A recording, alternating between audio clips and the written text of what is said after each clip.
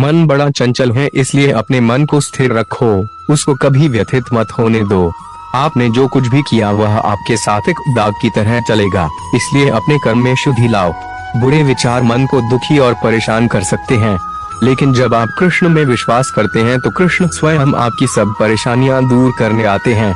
मैंने अभी तक तुम्हारे शरण में आने के प्रस्ताव को स्वीकार नहीं किया है, क्योंकि तुमने अभी तक पूर्ण रूप से समर्पण नहीं किया है।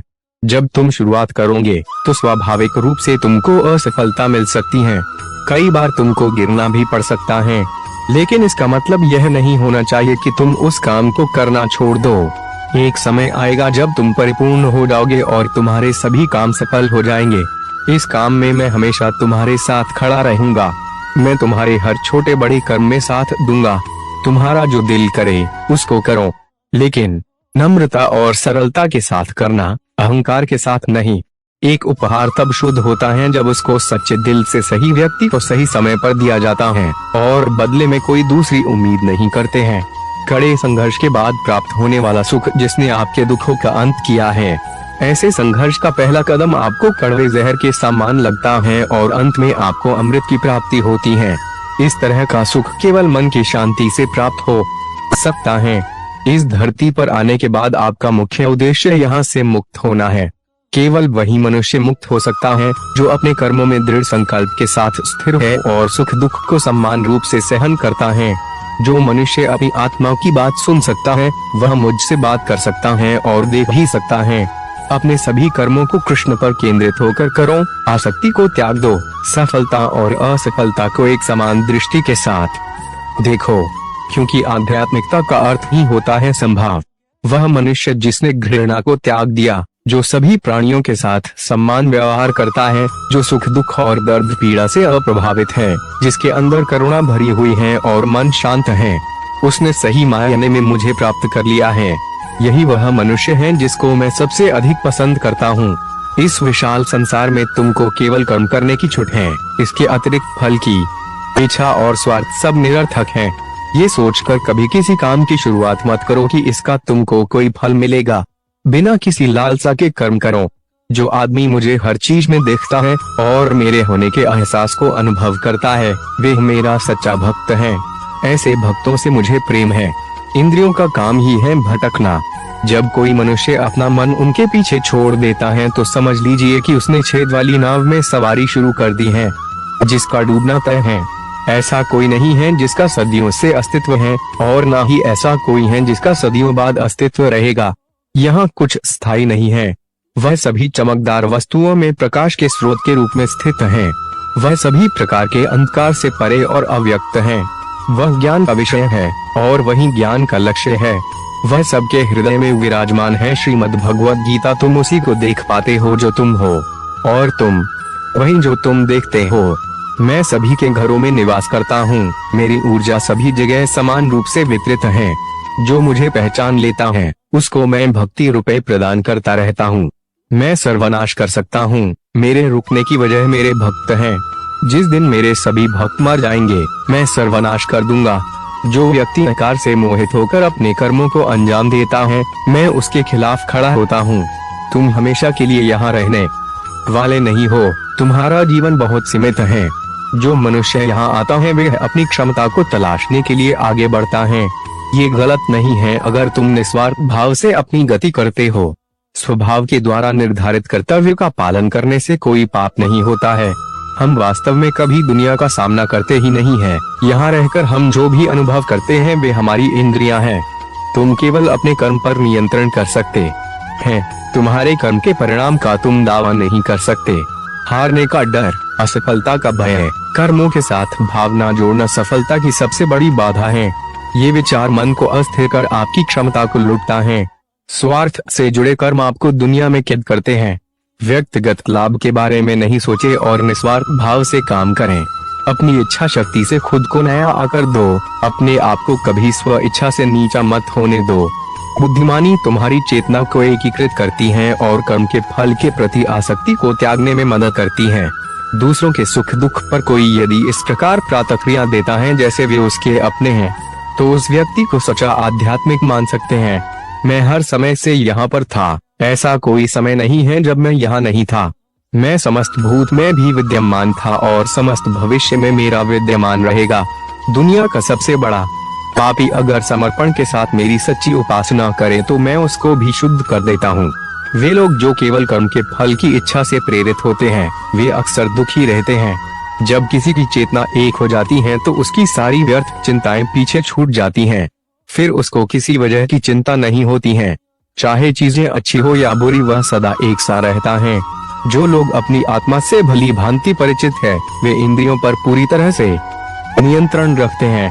अपने भूत की घटनाओं पर चिंतित होना व्यर्थ है। तुम ना तो अपने भूत को बदल सकते हो ना अपने भविष्य की कल्पना कर सकते हो। तुम केवल चिंतित हो सकते हो जो पूरी तरह से अर्थहीन है। मन को शिक्षित कर मनुष्य अपने सोचने के तरीके बदल सकता है और कोई भी कदम उठाना सीख सकता है। यह योग का केंद्रित सिद्धांत है। संसार में जीवित रहने के लिए कर्म करते रहना चाहिए। अपने कर्तव्यों से दूर रहकर कर्म से बचने की कोशिश नहीं करनी चाहिए। जो सुना है उस पर विश्वास मत करो। कुछ लोग अपने विवेक से मुझे अपना बनाते हैं, कुछ लोग ज्ञान से, कुछ लोग कर्म से, कुछ योग से। तुम मुझे किस रूप में प्राप्त करना चाहते हो ये पूरी तरह तुम्हारे ऊपर है। तुम मुझे जिस रूप में बुलाओगे मैं उस रूप में हाजिर हो जाऊंगा।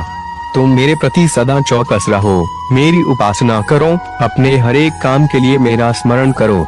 मैं वादा करता हूँ तुम मेरे प्रिय बने रहोगे। जो मरे प्रिय हैं उनको मौत का भय नहीं रहता है। मौत उनके लिए मात्र पुराने वस्त्र उतारने के बराबर है। इस दुनिया का आकर प्रत्येक मनुष्य के लिए अलग अलग है। मनुष्य अपने सोच और कर्म से इस दुनिया का आकर निर्धारित करता है। अपरिपक्व लोग सोचते कि ज्ञान और कर्म अलग अलग हैं, लेकिन बुद्धिमान उन्हें एक ही मानते हैं। मनुष्य अपने कर्म ज्ञान के अनुसार ही करता है।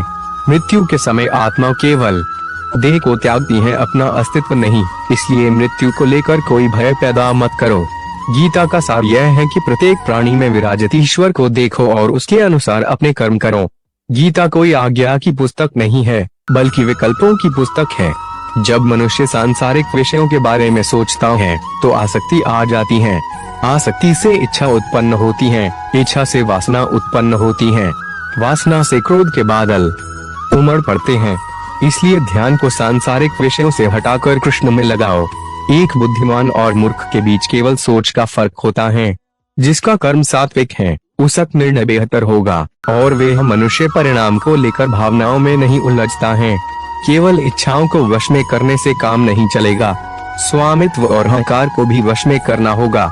सात्विक व्यक्ति ऊर्जा से भरा होता है, उसका मन शांत, साधन संपन्न, दयालु और निस्वार्थ और जागरूक होता है। जो बिना मेहनत के बहुत कुछ हासिल कर लेता है एक समय वह सबसे बड़ा पंगु बन जाता है। मनुष्य भाग्य को अपने हाथ में ले सकता है, वह अपने कर्म के प्रति जिम्मेदार है। अगर किसी तरह वह अपने कर्मों का नियंत्रण करना सीख जाए तो भाग्य उसके नियंत्रण में आ सकता है। कृष्ण की छवि अनिवार्य रूप से सभी मानव जाति में पाई जाती है। कृष्ण सभी के पास संपूर्ण रूप से स्थित है क्योंकि कृष्ण की छवि ही पूरे मानव जगत का स्रोत है। सुख तीन प्रकार एक होते हैं: निरंतर प्रयास से मिलने वाला सुख, इंद्रियों से मिलने वाला सुख, तामसिक सुख। गीता स्वयं के भीतर का युद्ध है जहाँ आत्मनिपुणता के लिए संघर्ष किया जाता है। मृत्यु के समय जो मन में रहता है उसी से मृत्यु का स्थान तय होता है। जो मृत्यु के समय कृष्ण का स्मरण करते हैं वे निश्चित ही कृष्ण के पास जाते हैं। इस पर कोई संदेह नहीं करे। मेरा अंश सभी में समान रूप से विद्यमान है, इसलिए सभी एक ही है। मनुष्य को निडर, शुद्ध और आध्यात्मिक बनना चाहिए। जीवन का आनंद लो, उदार दिल से बातें करो, किसी पर क्रोध मत करो, किसी का अहित मत सोचो, सभी के सद्भाव के साथ पेश आओ। कर्म का नियम कहता है कि प्रत्येक घटना का एक कारण और प्रभाव होता है। समान रूप से किए गए कार्य के परिणाम अलग अलग हो सकते हैं। यह केवल इस बात पर निर्भर करता है कि वे कर्म करता किस प्रकार है। जब मन लगता दौड़ता रहता है और इंद्रियां भटकती रहती हैं तो ज्ञान हवा की तरह दूर भाग जाता है और एक जहाज की तरह उड़ जाता है।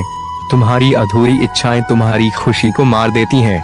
इसलिए इच्छाओं की कमी एक खुशी की कुंजी है। सबसे बड़ा हत्यारा समय है। समय सब कुछ मार देता है। शांत मन, नम्रता, संयम और पवित्रता मन के अनुशासन है। मन चंचलता से भटकता रहता है। यह तुम्हारी एक नहीं सुनेगा। हर बार जब मन गलत व्यवहार करता है तो मन को अपनी बुद्धि से मध्य स्थिति में लेकर आओ। भगवत गीता हिंदू धर्म का सबसे महान ग्रंथ है। गीता ज्ञान, अंतर्दृष्टि और प्रतिभा से ओतप्रोत है। वह काम जिसकी शुरुआत किसी अच्छे उद्देश्य के लिए की गई हो, उसका अंत कभी बुरा नहीं होता है।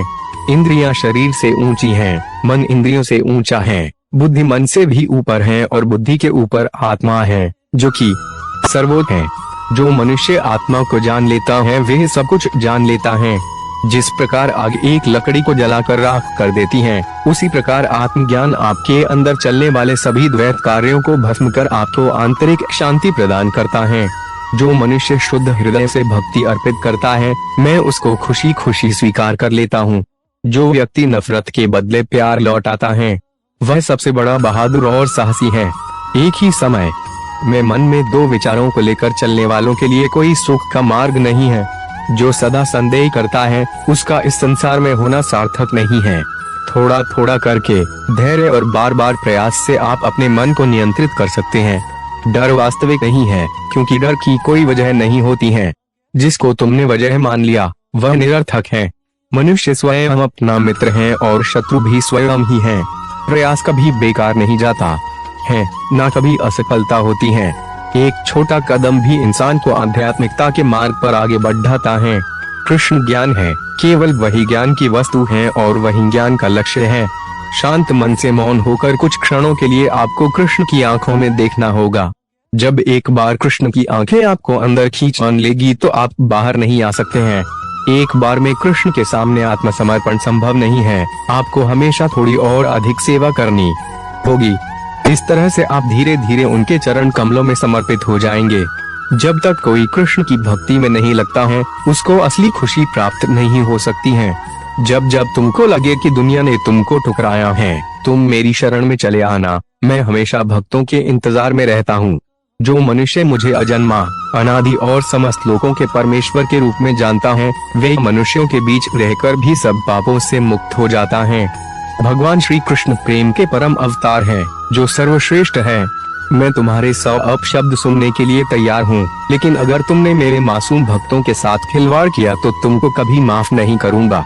आप केवल कृष्ण पर भरोसा कर लो। अंत में कृष्ण निश्चित रूप से सब कुछ हल कर देंगे, इस तरह जैसे आपने कल्पना भी नहीं की होगी। बिना किसी वजह कृष्ण के बारे में सोचो, आपका हृदय स्वाभाविक रूप से शांत हो जाएगा।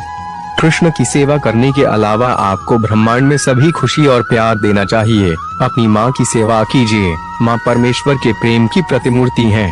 तुम सब कुछ त्याग कर मेरे सामने समर्पण कर दो, मैं तुम्हें सभी पापों से मुक्त कर दूंगा।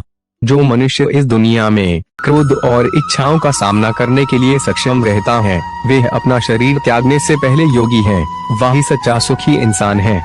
तुम केवल मुझे जान लो, तुम्हें कई जन्मों का सच्चा ज्ञान प्राप्त हो जाएगा। मैं हमेशा तुम्हारी सहायता के लिए खड़ा रहता हूँ, लेकिन जब तक तुम मुझको पुकारोगे नहीं, मैं तुम्हारी सहायता नहीं करूँगा। जो निरंतर योग अभ्यास करता है, जिसका मन किसी और चीज के बारे में नहीं सोचता, निरंतर मेरा ध्यान करता है, वे परम दिव्य पुरुष को प्राप्त करता है। निस्वार्थ प्रेम से मेरी सेवा करने से पुरुष या स्त्री गुणों से परे हो जाते हैं। ऐसा व्यक्ति ब्रह्म को जानने के योग्य है। न यजमान और न ही महर्षि मेरी उत्पत्ति का कारण जानते हैं, उनका निर्माण भी मुझसे ही संभव है। मेरी शरण में बैठे योगी को चाहिए कि मन को एकाग्र कर समस्त विचारों और क्रियाओं को नियंत्रित कर मन को शुद्ध करने का प्रयास करें। मन के भ्रमित होने पर तर्क नष्ट हो जाता है। जब तर्क नष्ट हो जाता है तो मनुष्य नीचे गिर जाता है। यह सच है कि मैं एक ही समय में हर प्राणी में मौजूद हूँ। जिसमें किसी प्रकार की आसक्ति नहीं है, वह निश्चित ही दूसरों से प्रेम कर सकता है, क्योंकि उसका प्रेम शुद्ध और दिव्य है। शांति से सभी दुखों का नाश हो जाता है। ऐसे शांतचित्त व्यक्ति की बुद्धि पूर्णतः स्थिर हो जाती है। बिना विचार किए अज्ञानी लोग अपने लाभ के लिए काम करते हैं, बुद्धिमान लोग पृथ्वी के कल्याण के लिए काम करते हैं। जिस प्रकार धूल एक दर्पण को ढक लेती है, उसी प्रकार क्रोध